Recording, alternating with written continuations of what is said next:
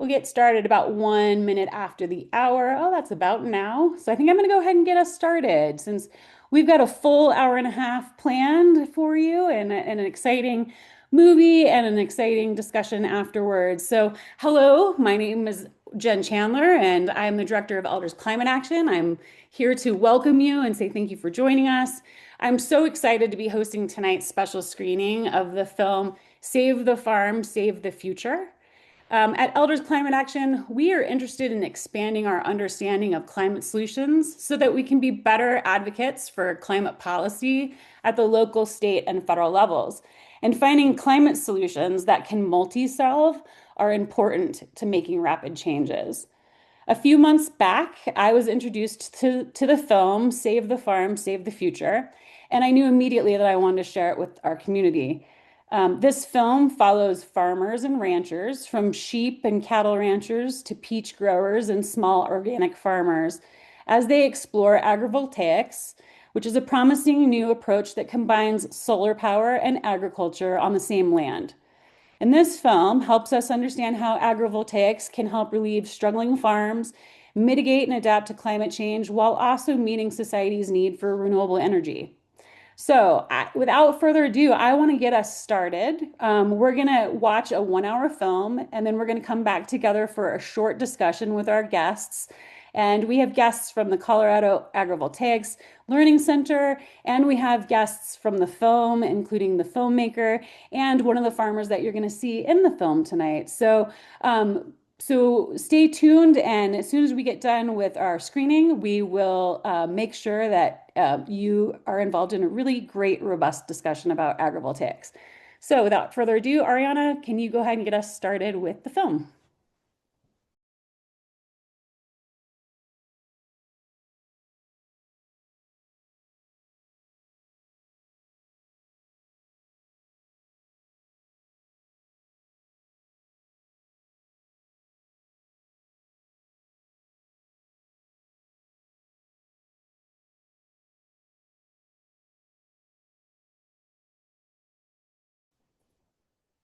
I'm just as excited about it as the first time I watched it.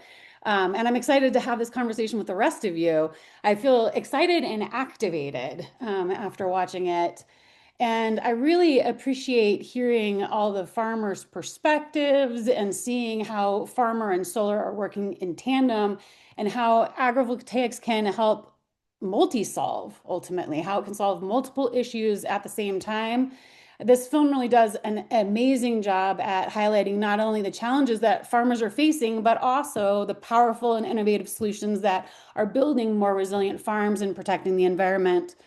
We are excited to build on this conversation with our guests, and tonight we'll be hearing from a number of guests that were involved in the film, including Austin Kinzer, who many of you will recognize. He is the Agrovoltaic Senior Technical Specialist for American Farmland Trust, providing agrovoltaic technical assistance for farmers and ranchers. He advises on state level agrovoltaics policy and is advocating for improved siting and land stewardship practices in the solar industry. Um, we are also joined by Renee Deal, who is a fourth generation sheep rancher from Western Colorado, who you saw featured in the film. Her family raises a commercial range flock in Delta and Gunnison counties, and they just started grazing their sheep on the large solar site near Delta last year. She's also a chemical and biomedical engineer and is hoping to bring innovation and collaboration to their operations to ensure the continuation of her family's legacy. And we know it's lambing season, and so we're really excited that you were able to join us today. We are also joined by Liz Voss, who's program manager at the Colorado Agrovoltaic Learning Center. And Liz is really working to create spaces for collaboration that strengthen community connections and advance agrivoltaic deployment across Colorado. Her work is grounded in the belief that equitable, community driven solutions are essential for building resilient and food and energy systems. And finally, we're joined by Chad Weber, who is a documentary filmmaker and the founder of Free Range Films based in Longmont, Colorado.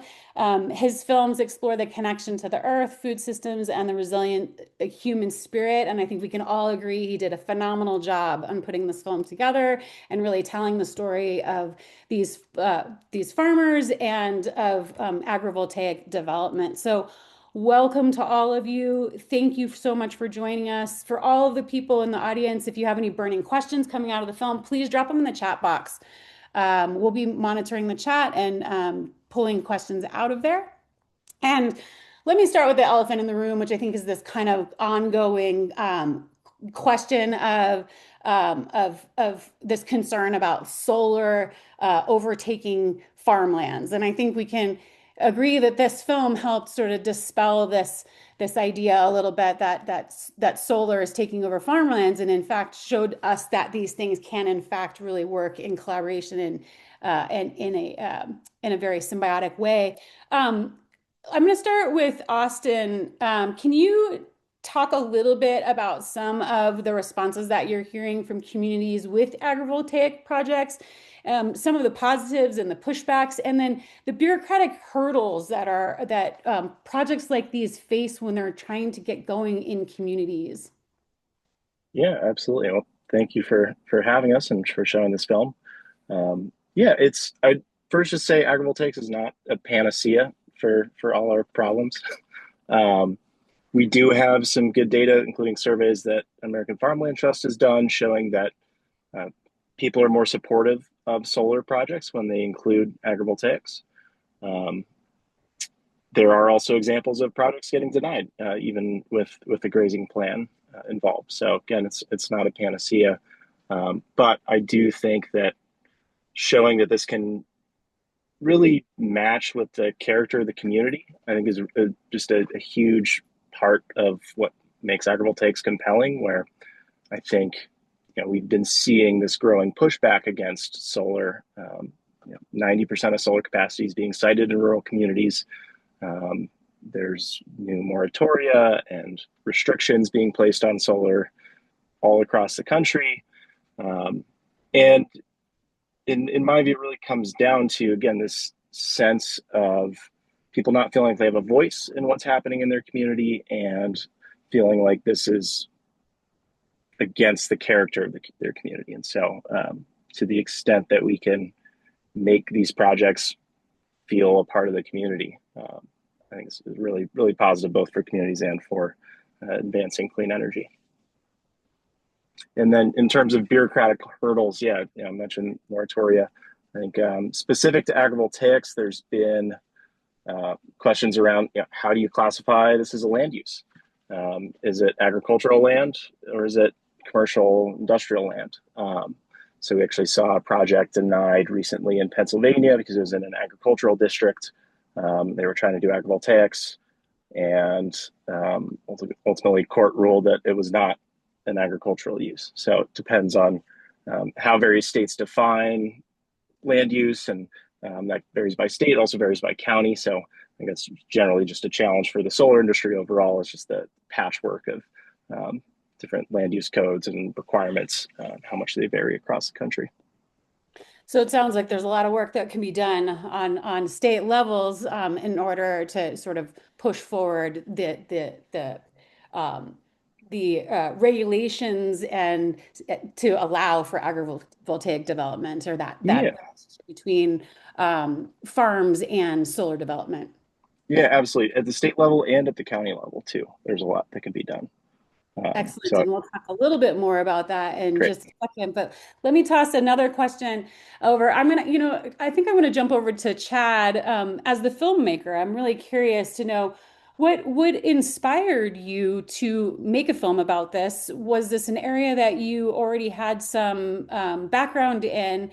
And then how did you connect with these farmers and decide whose voices to elevate here? Sure, thanks for having me. Can you hear me okay? Yes. Cool. How do get into the film? Well, I live in Longmont, Colorado, where Jack's Solar Garden happens to be, and It's kind of a premier site for researching in agrivoltaics, and kind of got linked up with Byron from Jax. And well, I'm a filmmaker, so that's what I do. And so started doing some films with him, and we made kind of a shorter video about like what agrivoltaics is, what happens at Jack's Solar Garden, and a lot of the feedback was this is a great idea. Why don't we do it everywhere?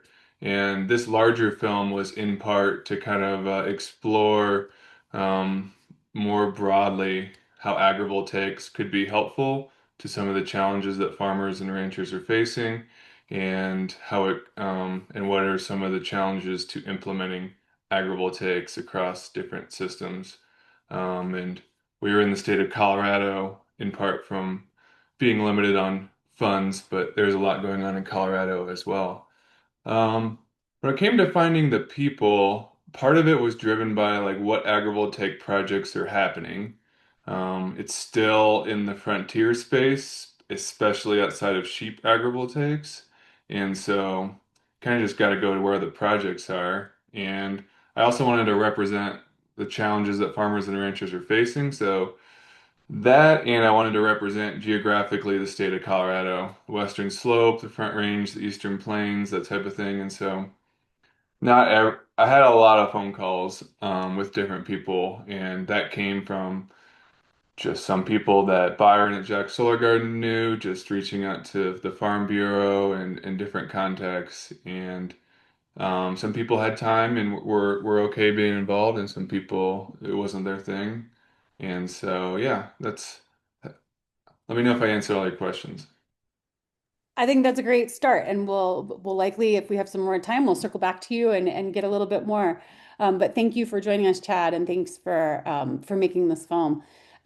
Renee, you are a fourth generation sheep farmer, and I'm curious to know, did you have an understanding of agrivoltaics bef as a farmer? Is this something that you were familiar with, or is this sort of something that you discovered as you were looking for solutions and how to keep your farm going? And then how did that relationship between you and the solar company um, become a thing? How did you get that job, if you will? Yeah, solar grazing has kind of been something that's been part of the sheep industry for a few years now. In fact, there's a American Solar Grazing Association, and I'm a member of that too. So there's a lot of solar grazers all around the U.S. Um, Most of them are not agrivoltaic solar facilities. They're basically just going in for vegetation management, and that kind of thing. Um, it kind of just fell in our lap actually here because the solar facility is actually right next to our lambing facilities. Um, and it used to be like they grew corn there for a while, I think, and then they had cattle on there for quite a while before it was purchased by the solar company. The solar company purchased it, and then they had some struggles with permitting to get the solar facility because it is ag land. And so it was kind of a big deal in the community. And we were kind of enemies of the community actually for jumping on board with it.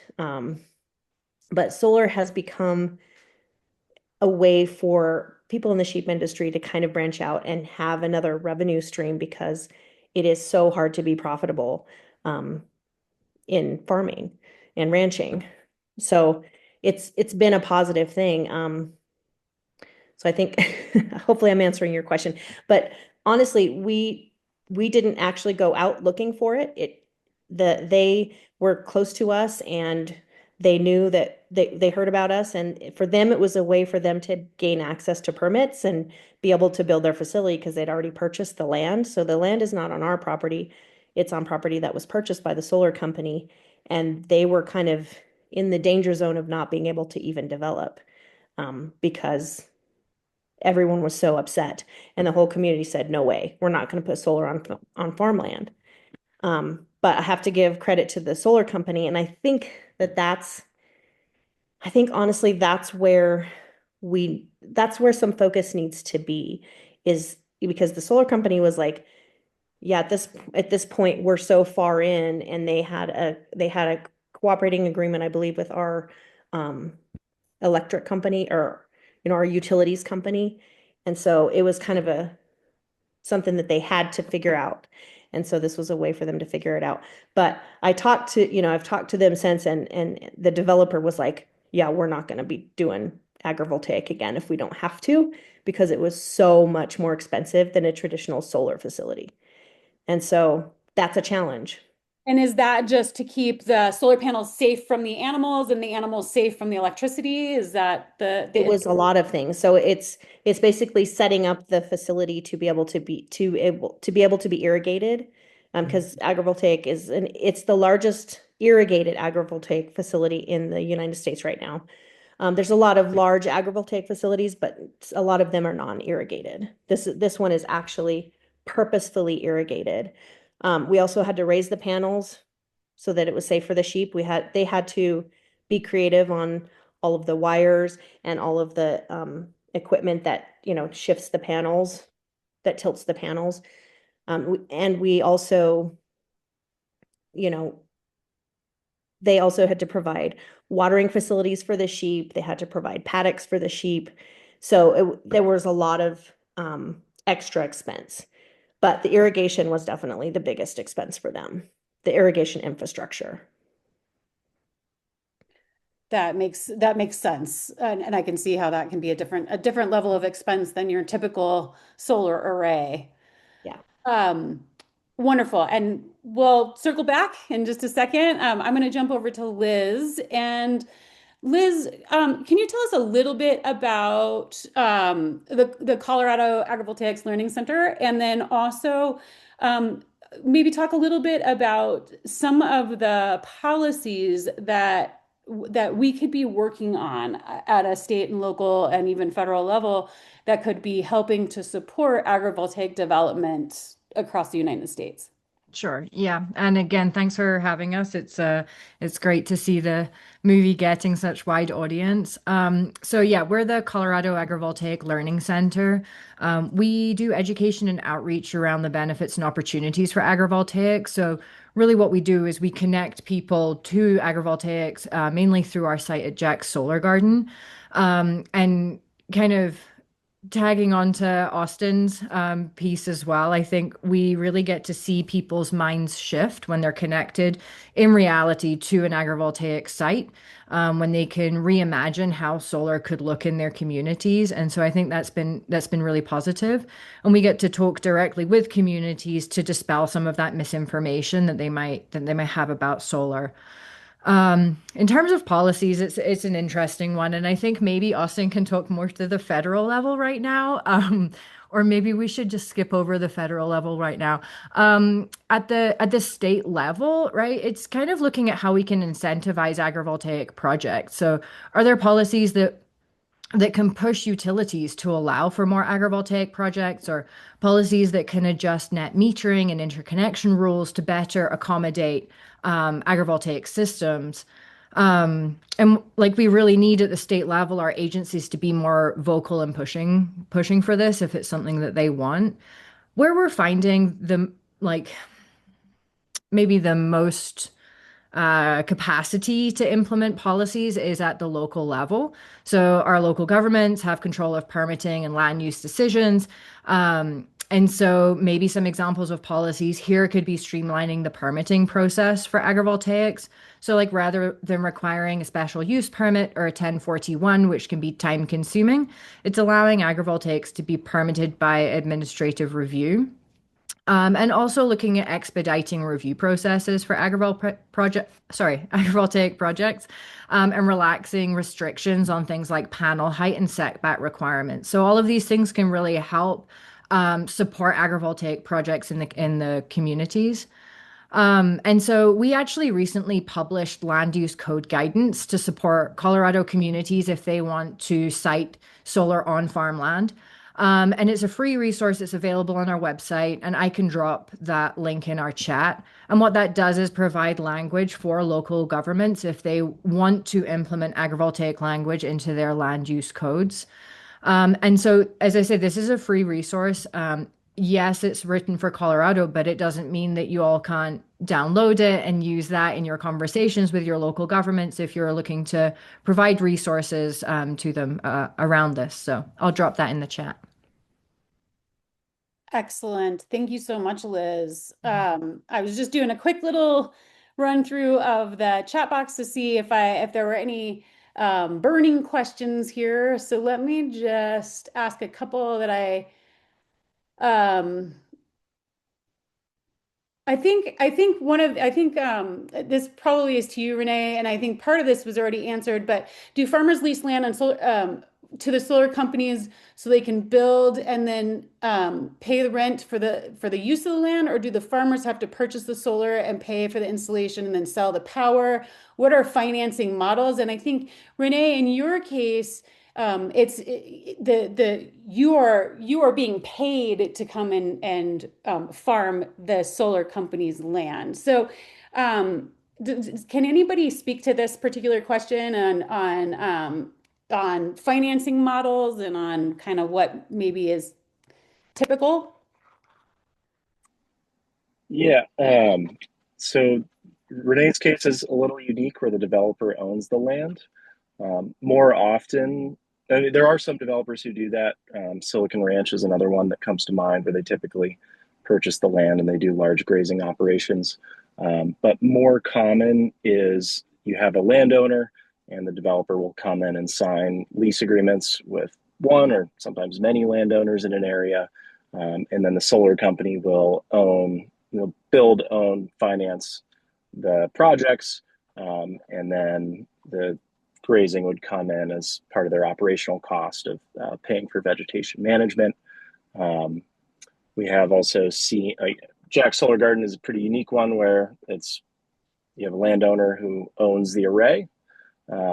I know Byron had to go through a lot to actually pull that off and fund that project.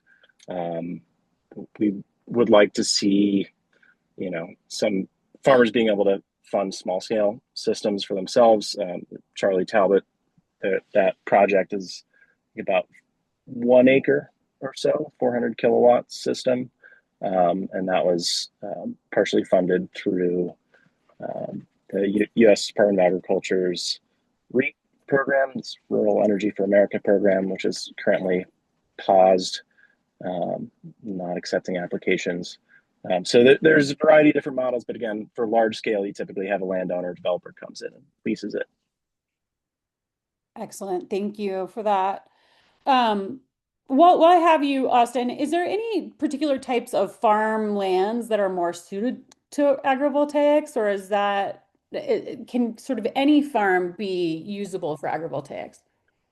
Yeah, the main things that are going to impact suitability are access to transmission capacity. So being able to actually connect that power to the grid.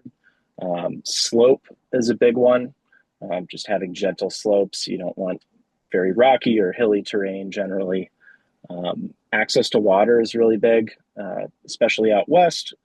And then anywhere you're doing livestock, there are a lot of grazing projects that have the solar grazers trucking in water, which is not really great, adds a bunch of cost to their operation time.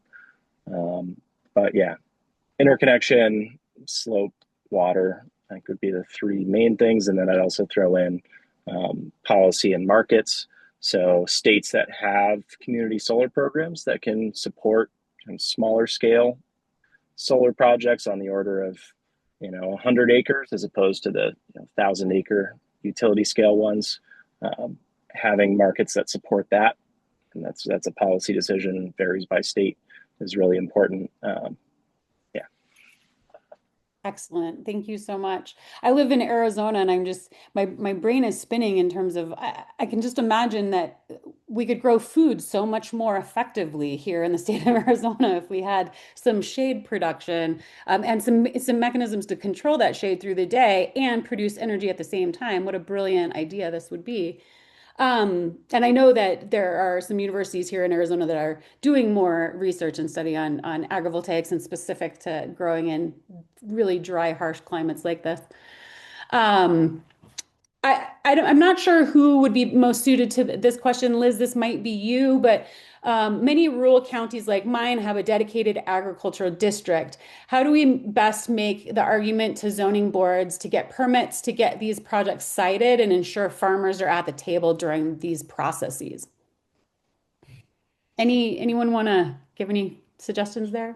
That's a great question. I think I can talk to having more farmers at the table, and I think it really comes down to early engagement. And I think we talk about early engagement a lot with agrivoltaics, but I still don't think we engage early enough. And so it's trying to, and it's something that we're doing as an organization, is going out around the state and trying to connect with communities to kind of take what we do on the road, right? For folks who can't make it to Jack's Solar Garden, to raise awareness throughout the state on what could be possible. I think it can be challenging, like Austin said. Not every farm is suitable for agrivoltaics, so we need to be careful not to raise expectations and have some upset farmers who maybe thought that they could do agrivoltaics but can't. Um, so it's kind of delicate in the messaging. It's not, unfortunately, for everybody, but I think it's a great solution. And yeah, we definitely need to be involving our farmers and our landowners as early as possible in the conversation so that they have some agency in this as well. Austin might be able to speak more to the first part of the question. Sorry, could you repeat the first part? Sure. Let me back myself up. Let's see.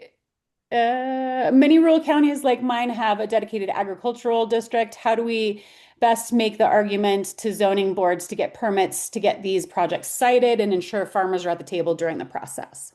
Yeah, I think one challenge that the solar industry generally has faced is getting local support for projects. The opposition tends to be very organized, but supporters not so much. You'll have like a landowner, farmer, maybe, but then that's about it. There are some organizations that are doing that work. I'd highlight Greenlight America is one where they're really working to galvanize local supporters for projects. But just showing up to the town hall during the permitting process and saying, support this project and want to see agrivoltaics being done. And then similarly, when county commissioners um, are reviewing land use code, which usually happens periodically, depending on the county, being present at those community meetings and saying, we want you to support solar projects that are integrating agriculture and making it easier to do that compared to conventional solar. Excellent. Thank you so much for that response. Renee, one last question to you. I'm curious to know how if at all, has opinions changed about the agrivoltaic project in your community, about this large scale solar project and your solar grazing of it? I can't really speak too much to if it's changed a lot. It's definitely kind of gotten a lot quieter. The temperature's gone down a lot. When we first started, we actually went to myself and my father went to the commission meetings when they were considering the permitting, and we had a lot of angry neighbors, like really angry neighbors. So it was a really kind of awkward position to be in. And mostly they didn't want a giant solar facility in their backyard. I don't know that anybody really would, because it's in a pretty rural area, but there are people that live here, and they don't necessarily want their view to just be a bunch of solar panels. So they were pretty mad. And then I think but I think that there definitely was a group of really supportive people too. So there was kind of both. Um, I think I'm not sure that it's changed a whole lot, but it definitely has, you know, calmed down. And I'm hoping that, there are some benefits that it brought too. It brought a lot of economic benefits. There's going to be a lot of tax revenue from it. There's also some, the utility company is slowing its increase in rates because it now has some solar coming into it. So there's been some benefits to them as well. The neighbors are still not super happy. They got really mad when we moved our sheep out, and some of our sheep got went right past their driveway, didn't even get into their place. But anyway, they weren't real mad. They weren't real happy about that. When before they've never had a problem with us moving our sheep, but now because we're moving from the solar place, they were kind of like mad about it. So I don't know. I think that's mostly, like I said, just because they don't want to look at solar panels out their window. Not necessarily that they're mad about, you know, they're just hillbillies not wanting solar. They just don't want to look at solar. So anyway, that's And I think that's a challenge that we all are going to yeah. have to overcome. But I would rather look at solar panels than an oil derrick any day of the week. So myself. Um, Oil derrick is a lot smaller, but I mean, I have to tell you, we have a gas well across from one of our places, and it's a lot smaller and a lot less obtrusive on the view plane than the solar panels. So just to be honest.